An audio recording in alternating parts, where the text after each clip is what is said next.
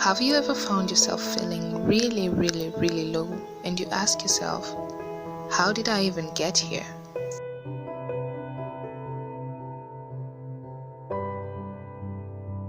Whatever it is that you're thinking right now in private, it will soon be known by everyone. And maybe that sounds scary, but it's actually something that everyone has always known. It's only that we don't give much concentration to it. We rarely concentrate on the fact that our thoughts give birth to our actions. Everything we see around us, everything being done by everyone, was once just a thought. Wouldn't it be nice to have what we do become less chaotic and more peaceful? It's been a crazy year for the whole world, and I hope you're all holding up well.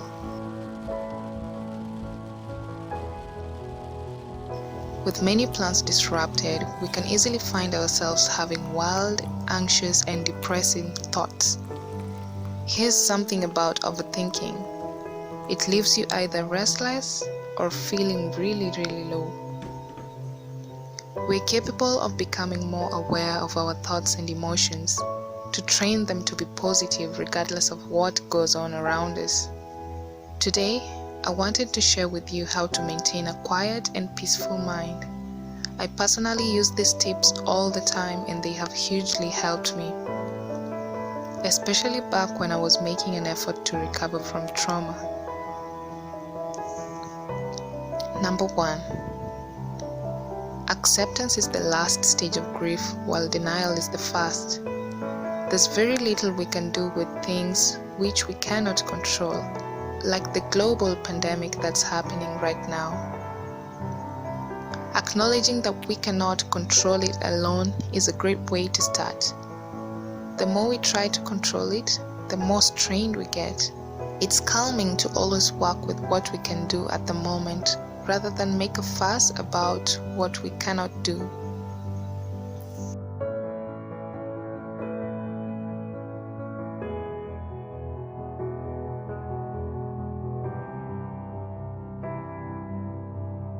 Number 2, avoid negative comparison.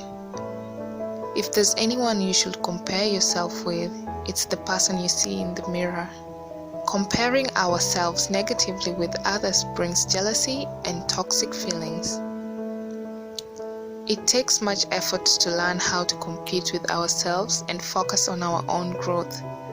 We can't really handle this by ourselves, and that's why we need God to help us know how we can appreciate the person He created us to be. Sometimes we desperately want to be like others and have the same things they have. We forget that we are called out to be different, unique, and special. The next time you're on social media, remember to love yourself and to know that the only person you were ever supposed to be like is you. Maintain good self-care habits and you will be good to go.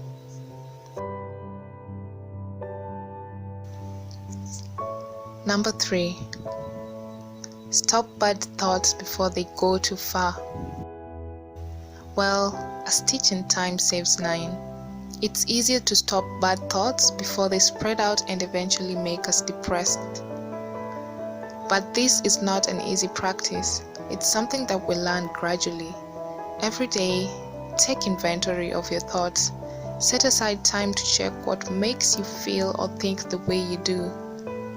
Before I rebuilt my love for journaling, I had developed a really bad attitude towards it. I thought, who has time to write diaries? I have schoolwork and many other things to worry about. I had so many diaries as a child, but growing up made me start viewing them as childish. But you see, as I continued neglecting them, I was also failing to assess my feelings and thoughts. So I slowly became unaware of my emotions and thoughts in detail. I only had a general view about them. One effective way to eliminate something is to get rid of the reason why it exists.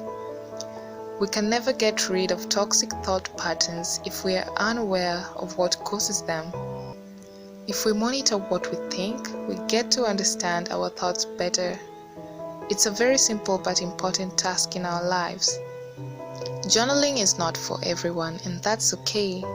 What matters is that we give ourselves some personal space and time where we can open up and become honest with ourselves, to know the things or people we need to keep and which ones we should get rid of. If anything costs you your peace of mind, it's never worth it. If you'd like me to make a detailed step-by-step vlog on how to assess your thoughts and emotions, please comment down below or let me know in a direct message. Number 4. There hasn't been a better time to take things more slowly than during the quarantine season. Most times, these are just words at the back of our heads that we never really act out.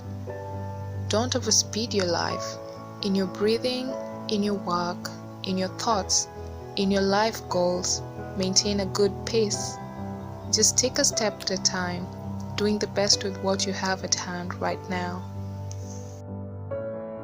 Number 5. Gratitude has its own way of giving back to us. The more thankful we are, the more we naturally break free from bad thoughts. These past few months, I've had to keep reminding myself of all the good things that God has done for me before. Concentrating on past blessings gives us peace and hope that God has never had the intention to fail us, and He is always willing to lift us up. Being thankful of the good things that we have or that have happened to us changes our mood in a beautiful way. I'd like to say thank you so much for the support that each one of you is giving this very young channel. You have all been a blessing to me. If you liked the message in this video, please share it with someone today on your social media accounts. Also, like the video and subscribe to my channel if you haven't already. If you're new here, I'm so glad that you found this virtual space today. I hope you find inspiration, peace, deep joy, and encouragement as I share with you a piece of my mind. I will be uploading videos every once a month because that's the much I'm able to do right now. So set a Christmas date in quotes with me by subscribing and hitting the notification bell below so that you can get notified every month when I do upload a new video. Shalom, and we'll meet again next time. Bye.